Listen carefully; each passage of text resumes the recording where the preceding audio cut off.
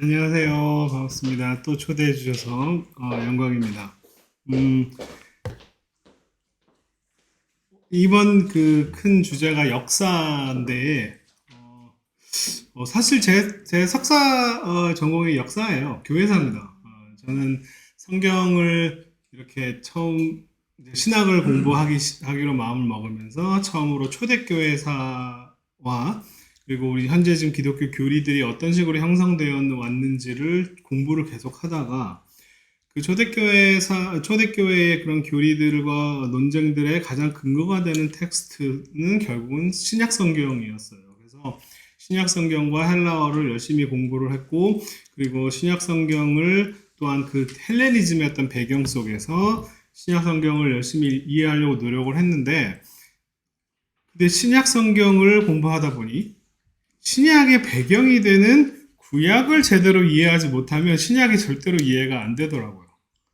그래서 제가 한국에서 석사할 때까지는 신약과 초대교회사를 중심으로 공부를 했고, 그리고 미국에 가서는 신약의 뒷배경인 이제 구약을 열심히 공부를 했고, 그리고 그냥 박사과정에서는 구약의 또한 뒷배경인 고대 근동학이라고 하는 것을 공부했습니다. 그러니까 저의 그 어떤 뭐 학문의 여정뿐만 아니라 신앙의 여정이기도 한데, 내가 믿는 이 기독교가 어디에서부터 기원을 했는가라고 하는 그 기원에 대해서 계속 갔던 것이 저의 지난 20년, 이제 20년이 넘어가네요. 20 몇 년 동안에 공부한 과정들의 발자취예요. 그러니까, 역사 부분에 대해서도 가르치는 것도 어느 정도는 자격이 있는 것 같습니다. 그러니까 저 엉뚱한 사람 부른 건 아니에요. 자, 오늘 제가 이야기하고 싶은 것은 이제 죄 사함의 역사라고 하는 제목인데, 이것이 어떤 의미를 갖고 있는지 좀 이따 살펴보고 시작하기 전에 오프닝으로 이 질문 먼저 할게요. 여러분, 만인 제사장 이런 거 믿으세요? 만인 제사장 설을 믿으십니까?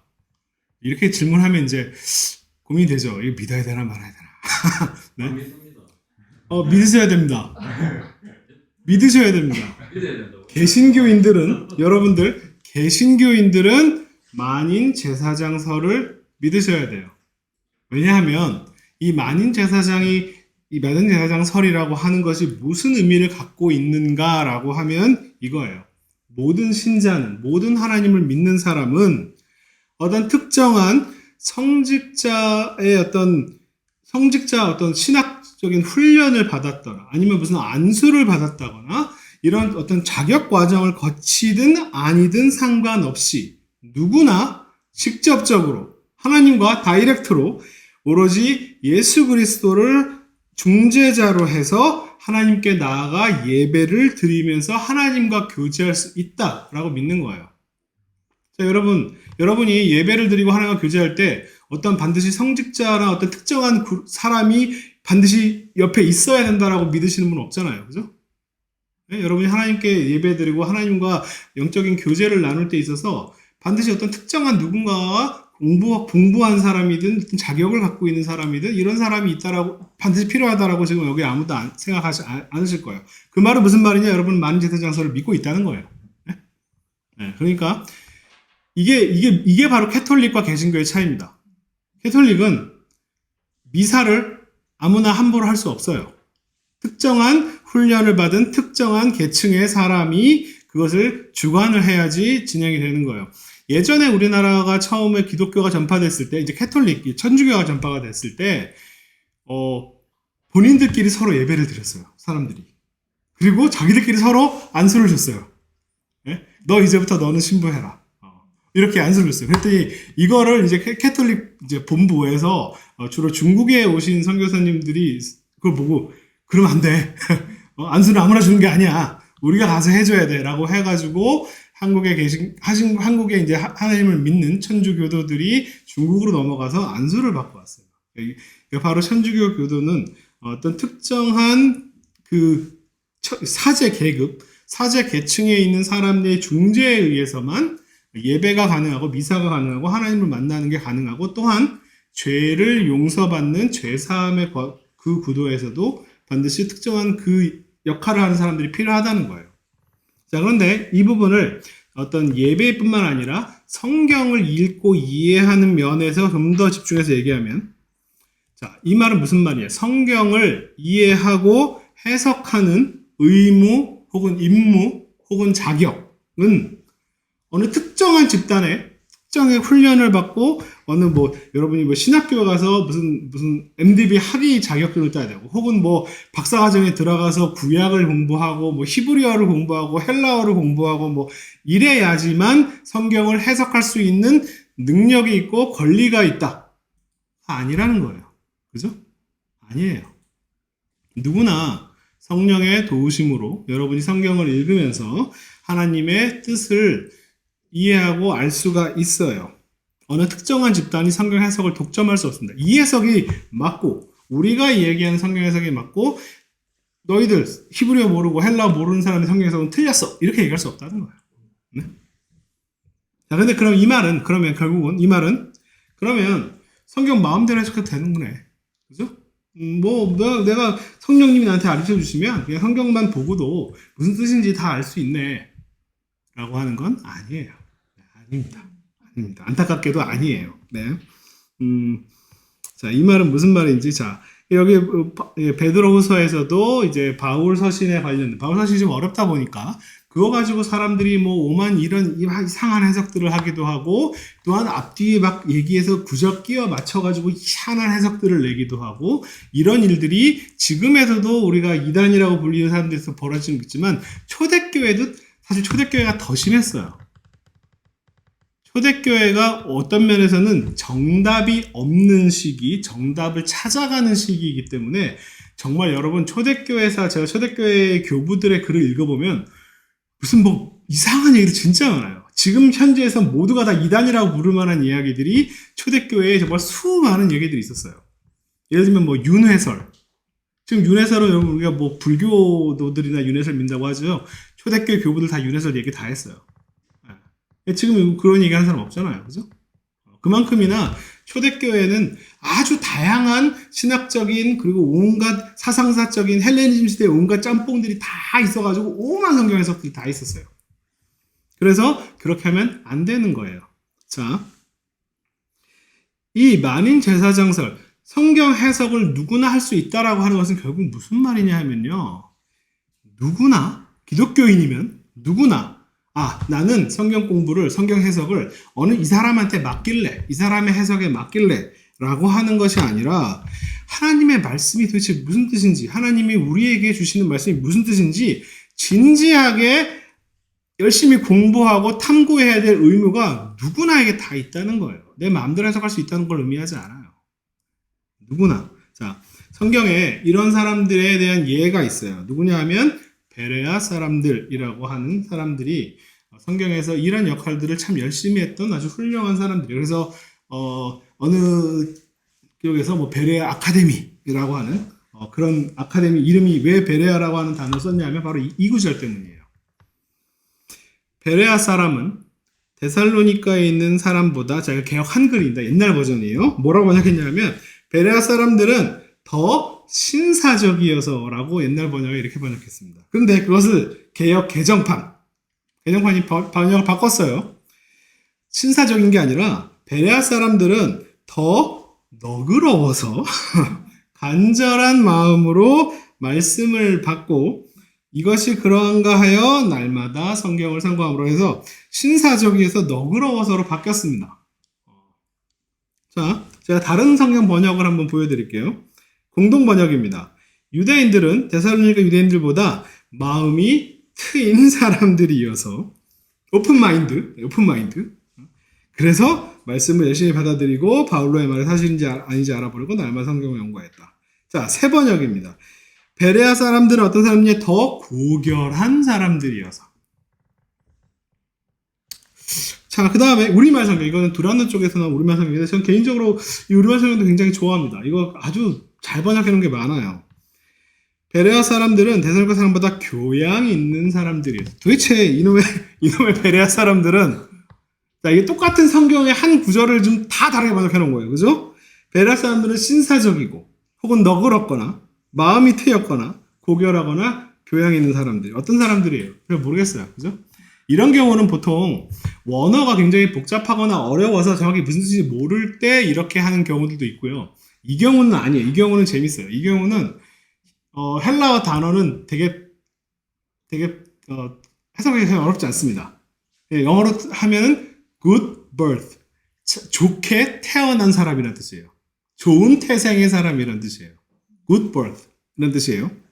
근데 좋게 태어난다는 게 지금 이 문맥 속에서 정확히 무슨 의미인지 잘 모르겠다는 거예요. 좋게 태어났다는 것이 어떤 이 사람의 신분이 높다는 뜻인지, 그러니까 신분이 높아서라고 하는 표현을 번역한 게 신사적이거나 고결하거나 뭐 교양 있는 정도가 그런 의미들이고, 아니면 좋게 태어났다란 말이 어떤 이 사람이 기본 타고난 성품이 훌륭하다 라고 하는 그런 의미로 해석이 될 수 있을 것 같아서 너그러운 혹은 마음이 트 이런 식으로 번역해 놓은 거예요. 여러분 성경을 이렇게 여러 개의 번역을 비교해서 보는 훈련을 하면 참 좋아요. 정확히 그 원래의 뜻이 무엇인가를 한번 고민해보고 훈련해보는 거 참 좋습니다. 자, 그래서 정확히 이 베라 사람들은 좋게 태어난 사람들이래요. 근데 좋게 태어난 사람이 이 사람이 신분이 혹은 뭐 태생이 뭐 아주 훌륭한 집안에서 태어났다라고 하는 표현인지, 아니면 이 사람이 참 성품이 훌륭한지 아닌지 이런 건 잘 모르겠어요. 일단 모르겠습니다. 왜냐하면 번역을 다 다르게 했어요. 중요한 건 그게 아니에요. 이 사람들이 신사적인 사람들이거나 뭐 너그러운 사람이거나 뭐 오픈 마인드거나 고결하거나 교양 있는 사람들이건 간에 그런 사람들이 도대체 뭘 했냐는 거예요. 그걸 보면 돼요. 뭘 했냐? 이 사람들이 어떤 사람들이냐? 이 사람들이 뭐 하는 사람들이냐면 바로 그 다음 구절이 그걸 설명하고 있어요. 이 사람들은 좋게 태어난 사람, 잘 태어난 사람은 어떤 사람이냐 하면 말씀을 간절한 마음으로 받아. 이때 말씀은요, 성경 말씀을 의미하는 건 아니에요. 바울이 전한 말을 얘기합니다. 바울이 예수 그리스도의 복음은 이런 거야 라고 이야기한 그 말을 그냥 받아들인 게 아니라 간이 저리도록 받아들이고, 그리고 그 바울이 전한 그 복음이 정말 과연 성경에 합당한지 부합한 이야기인지 아닌지를 날마다 성경을 찾아서 확인해 보는 사람이, 그 사람이 신사적인 사람이든 뭐 고결한 사람이든 마음이 너그러운 사람이든 이런 사람들이에요. 잘 태어난, 좋게 태어난 사람들이에요. 이 사람들이 무엇을 했느냐가 더 중요합니다. 이 사람이 어떤 존재의 사람이냐가 아니라 무슨 행동을 했느냐가 더 중요해요. 그 말이 사실인지 알아보려고. 그냥 예를 들면 목사님들 입장에서요, 말씀을 이렇게 전하면 제일 편하고 좋은 성도님들은 그냥 목사님 말이 다 사실이겠지라고 받아들이는 사람들이에요. 그럼 그런 교인들 말씀은 되게 편하긴 할 거예요. 그죠? 근데 이 사람들은 그렇지 않았어요. 그 말이 정말 과연 맞나? 라고 하는 것을 알아보는데 그냥 대충 알아보는 게 아니라 어떻게? 날마다, 매일, 그리고 성경을 찾아봤는데 이때 성경이 뭘 가르치겠어요? 이때 성경은 구약이죠. 이때 신약 성경이 있었습니까? 바울이 지금 편지를 막 쓰고 있던 시기예요. 아직 복음서도 있을 수도 있고 없을 수도 있지만 어느 지역에는 복음서를 볼 수도 있고 어느 지역에서는 마가복음만 있는 데도 있었을 때도 있었겠고 모르겠어요.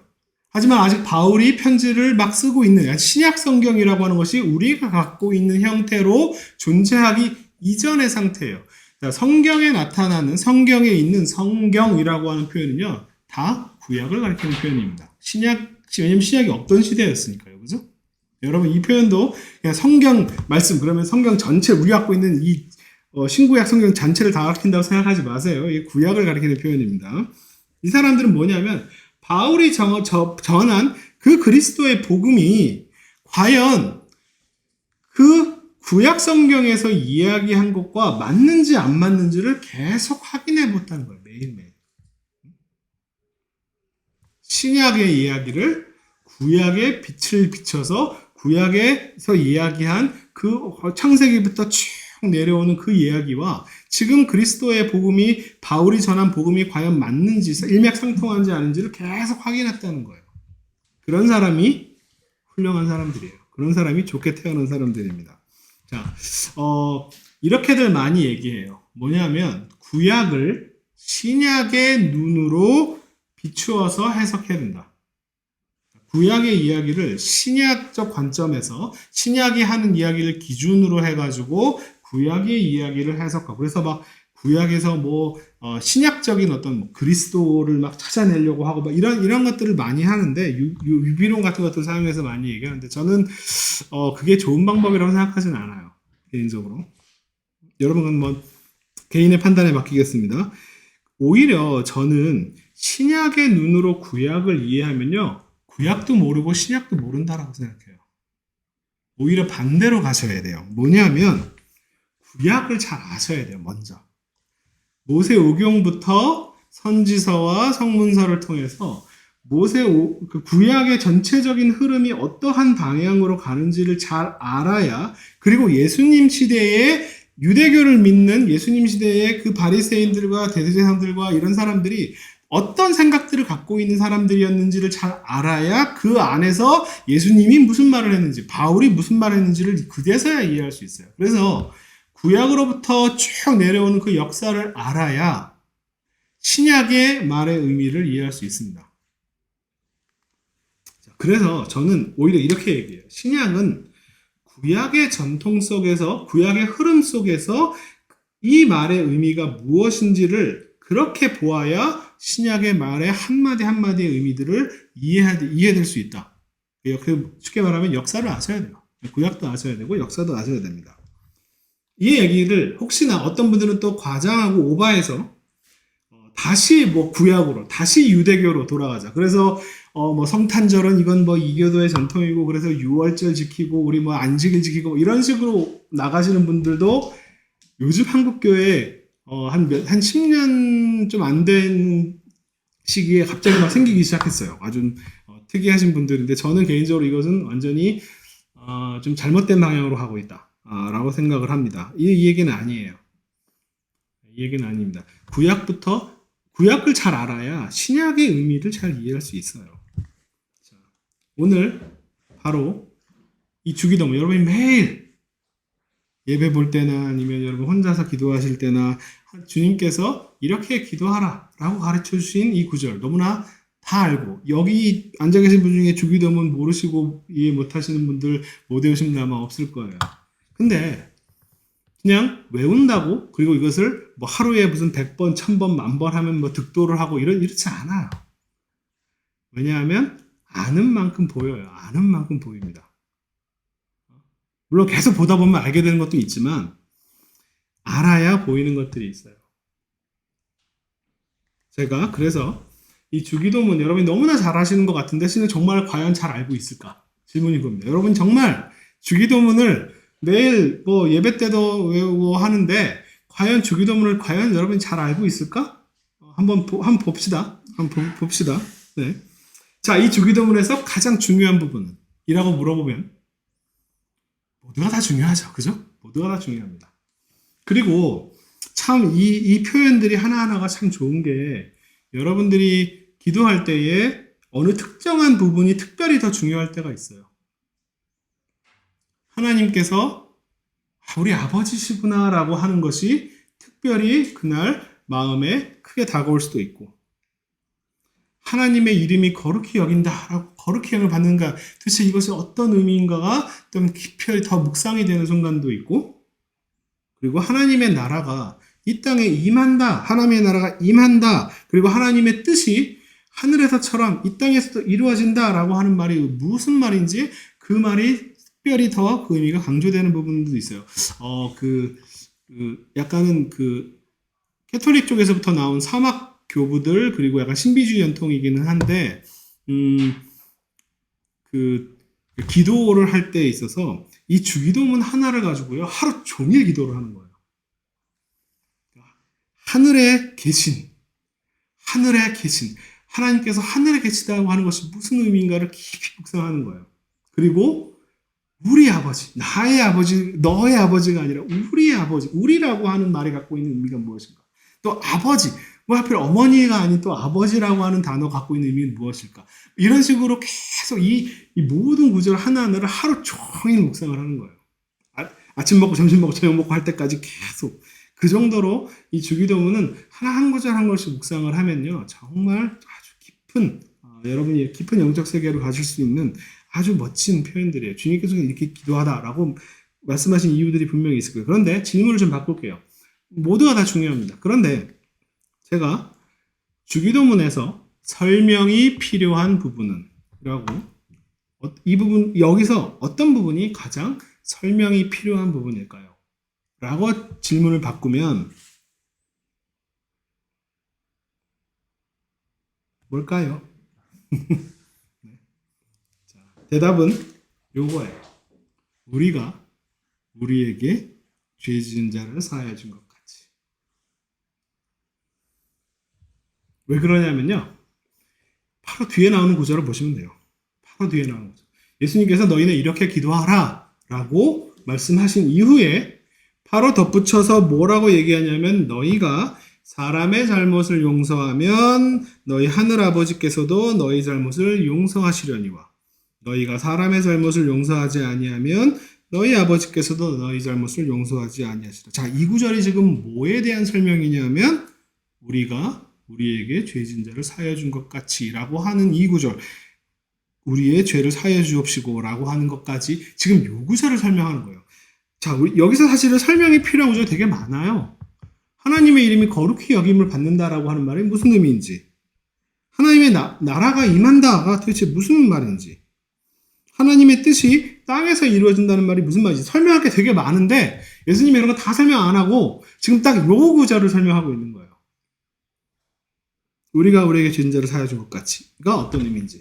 자, 이게 그래서 어떤 면에서는 이런 면에서 이게 제일 중요해요. 그리고 이 구절 하나를 여러분이 잘 이해하고 있느냐라고 한번 제가 물어볼게요. 진짜 우리가 우리에게 죄진 자를 사하여 준 것 같이라고 하는 표현이 갖고 있는 의미가 무엇인지 한번 지금부터 그 역사를 한번 살펴보도록 할게요. 자, 죄의 사함, 죄가 용서를 받는 것에 역사가 있어요. 역사가 있습니다. 그 말은 변한다는 뜻이에요. 역사가 있다는 말은 변한다는 뜻입니다. 기독교 역사 좀 공부할게요. 이분이 누구시냐면 바로 그 유명한 콘스탄틴 대제. 기독교를 공인하시고, 그죠? 기독교 박해를 끝내시고, 기독교를 공인하고, 그 다음에 기독교를 국교화한, 그러니까 기독교가 지금 이렇게 번창하게 된 가장 1등 공신이 바로 이 부분이에요. 콘스탄틴 황제입니다. 이분은 272년에 태어난 게 아닐, 이때 태어났나? 이게 지금 황제의 연도가 아니라 태어난 연도일 거예요. 자, 337년에 사망하셨는데, 제 질문입니다. 이분이 기독교를 공인하고, 기독교를 또 인정하고, 그 다음에 또 하나 기독교를 국교화를 하셨는데, 이분 자체가, 콘스탄틴 황제가 기독교인이 되는 세례를 받은 게 몇 년도일까요? 언제 세례를 받았을까요? 바로 죽은 해예요. 그러니까 이분이 기독교를 공인하고 뭐 그런 거 있잖아요. 뭐 그리스도의 십자가를 막 환상 중에 보고 이때 다 기독교인이 아니었다는 거예요. 기독교를 공인하고 또한 기독교를 국교를 만들 때 이분의 공식적인 교회 안에서 공식적인 신분은 기독교인이 아니었어요. 세례를 안 받았어요. 죽기 바로 직전까지 세례를 미뤘습니다. 왜 그랬을까요? 이게 이 시대예요. 이 시대에 사람들이 기독교인들이 최대한 세례를 뒤로 미뤘어요. 죽기 직전까지. 근데 이거 되게 위험한 일입니다. 왜냐하면 언제 죽을지 모르니까. 그죠? 내가 언제 죽을지를 알면 딱 그 전에 딱 받으면 되는데 언제 죽을지 모르니까 이거 만약에 뭐 사실 우리는 지금 사실 뭐 세례를 안 받았다고 지옥에 가고 이렇게 생각을 하지 않겠지만 이 당시 사람은 그렇게 생각했어요. 세례를 안 받으면 기독교인이 아니고 기독교인이 아니면 지옥 간다고 생각했습니다. 그러니까 이것은 뭐냐면 자기가 지옥에 갈 수도 있는 위험성을 지금 내포하고서라도 세례를 최대한 뒤로 미룬 거예요. 왜 그랬을까요? 아니요. 재산 받고 가고 천국 가요. 맞아요. 그건 맞는데 바로 이것 때문이에요. 죄사함이, 죄 용서가 일생에 단 한 번밖에 없기 때문에 그래요. 회심이 한 번밖에 없었기 때문에 그래요. 이 당시의 신학입니다. 그러니까 지금 콘스탄틴이 세례를 왜 느꼈냐면 내가 황제인데 황제로서 전쟁을 나가야 되고 사람을 죽이기도 하는데 그러면 10계명의 계명을 어기는 거고 이렇게 되면 내가 황제로서 역할을 못하기 때문에 죄를 최대 지을 때까지 짓고 그리고 마지막에 회심을 하면 다시 그 이전으로 돌아가면 안 되는 거예요. 한번 그리스도인이 되면 다시는 죄로 빠지면 안 되는 거예요. 그러니까 최대한 뒤로 미룬 거예요. 최대한 뒤로. 만약에 내가 세례 받고 사람을 황제로서 또 어쩔 수 없이 사람을 죽이고 전쟁을 나가고 그래서 또 회개하고 또 용서받고 그러면 이렇게 하면 회례를 그렇게 늦게까지 위험성을 내포하면서까지 늦게 받을 필요가 없겠죠. 그죠? 최대한 늦게 받은 이유는 일생에 회심이라는 것이 단 한 번밖에 없기 때문에 이렇게 최대한 뒤로 미루는 거예요. 이게 이 당시에 죄 용서에 관련된 신학적 입장이었습니다.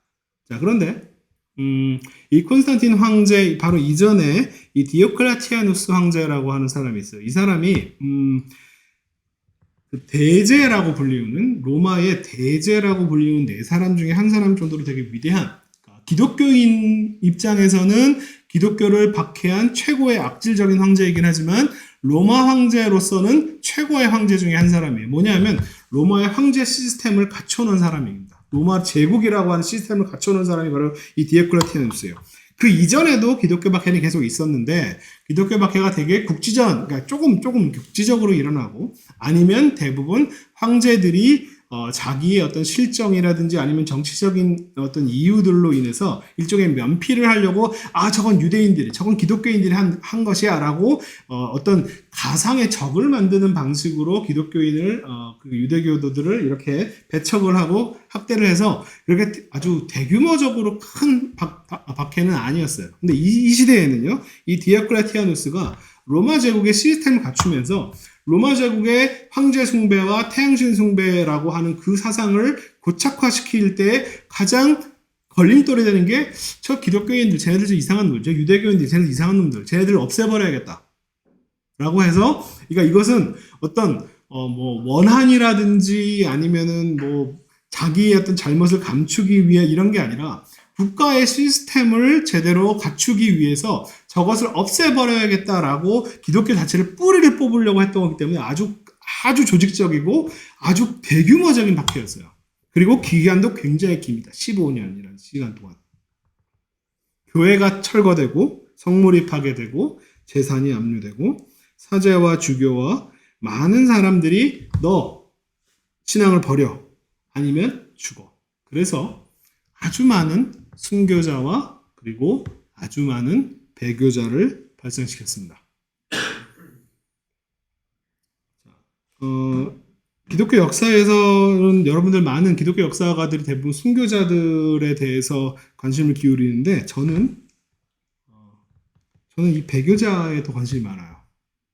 왜냐하면 기독교 신학을 바꿔놓은 사람들이 순교자가 아닙니다. 순교자는 돌아가셨잖아요. 그죠? 누가 기독교 신학을 바꿨냐면 이 배교자들입니다. 그리고 배교자들과 관련해서 많은 신학적인 문제들이 발생을 해요.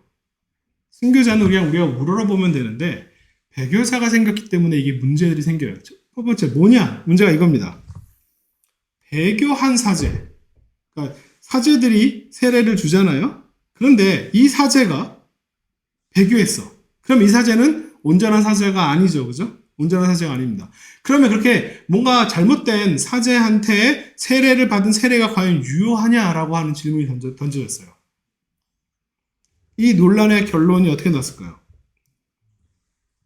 유효하다라고 결론을 내렸습니다. 왜 그러냐면 안 그럴 수 없으니까.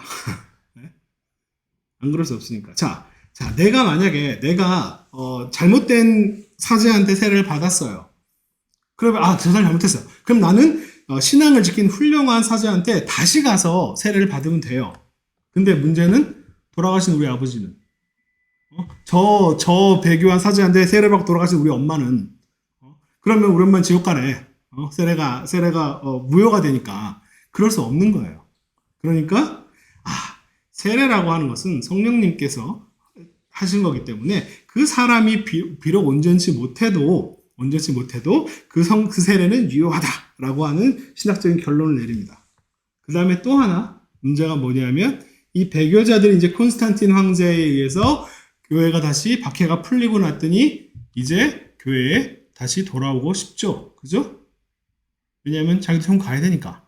그죠? 교회에 돌아오고 싶어요. 근데 그러면 문제가 생기죠. 뭐냐면 이거예요.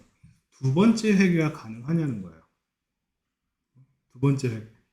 첫 번째 한 번으로 죄가 더 이상 한 번 죄 용서로 더 이상은 하나님의 사람이 되는 회심을 했으면 이제는 다시는 그리스도가 아닌 것과는 함께 살아갈 수 없다라고 하는 것이 바울적인 신앙이고 그것이 이렇게 신학적으로 적용이 된 게 죄사함은 한 번밖에 회심이라고 하는 것은 한 번밖에 없다라고 하는 것이 주류 신학적 입장이었는데 이 배교한 사람들이 대부분 누구냐면 소위 말하는 윗대가리들입니다. 그죠? 그리고 그 신앙을 지켜왔던 그 사람들과 다 친구들이에요. 그죠? 이 사람들이 다시 교회에 돌아오고 싶어 해요. 그럴 때면 신학적으로 뭐가 문제가 해결되냐면 두 번째 회개가 있어야 된다라고 하는 결론을 내릴 수밖에 없게 되는 거예요. 이것도 결론도 마찬가지로 두 번째 회개가 가능하다라고 하는 신학적인 결론을 내립니다. 그러면 그때 복음서에 바로 요 구절이 그것을 가능하게 한 신학적 배경이 되는 표현이었어요. 몇 번 용서해 줄까요? 그랬더니 7번 정도가 아니라 70번씩 7번이라도 490번이라도 용서를 해줘야 된다라고 하는 요 구절을 들고 하나님은 참 자비롭고 너그러셔서 우리가 한 번 회개한 거 가지고 끝난 게 아니고 또 잘못하고 또 회개하면 또 받아주셔 라고 하는 걸로 교회의 문턱을 확 낮췄어요. 두 번 회개가 가능하면 세 번째 회개도 가능해지고 네 번째 회개도 가능해지고 적어도 490번은 가능해지는 거예요. 자, 여러분들이 이렇게 편안하게 우리가 그죠? 잘못하고 다시 회개하고 다시 하나님 앞에 무릎 꿇고 다시 이렇게 기독교인으로 살아갈 수 있게 만들어준 게 순교자가 아니라 이 배교자분들이에요. 여러분 이 배교자한테 감사하셔야 됩니다. 이분들이 훌륭하신 분들이에요. 이분들 덕분에 우리가 아주 편안하게 신앙생활을 할 수 있는 거예요. 네? 이분들 없었으면 아마 여기서 계속 그리스도인으로 남아있는 분들 많이 없을 겁니다. 배교자들이 그래서 순교자의 날뿐만 아니라 배교자의 날을 좀 이렇게 좀 했으면 좋겠다는 생각도 듭니다. 농담이고요. 자, 이제 성경 이야기로 다 돌아가겠습니다. 성경 안에서도 마찬가지로요. 죄가 용서되는 어떤 흐름들이 있어요. 일관성이 그냥 딱 하나로 처음부터 청세기부터 요한계시록까지 죄 용서는 딱 이런 방식으로 딱 이런 방식으로 행해지는 거야라고 딱 이렇게 하나로 얘기가 되지 않아요. 한번 제가 여러분들이 아마 가장 익숙한 어떤 죄 용서에 대한 표현으로 이 표현을 들 수 있을 것 같아요. 시편의 표현인데 내가 내 허물을 여호와께 자복하리라 하고 주께 내 죄를 아뢰고 내 죄악을 숨기지 아니하였더니 주께서 내 죄악을 사하셨다. 자, 내가 주님께 죄의 고백을 했더니 주님께서 내 죄를 용서하셨다. 그래서 우리가 주보에도 죄의 고백이라고 하는 시간이 있는 거죠. 그죠?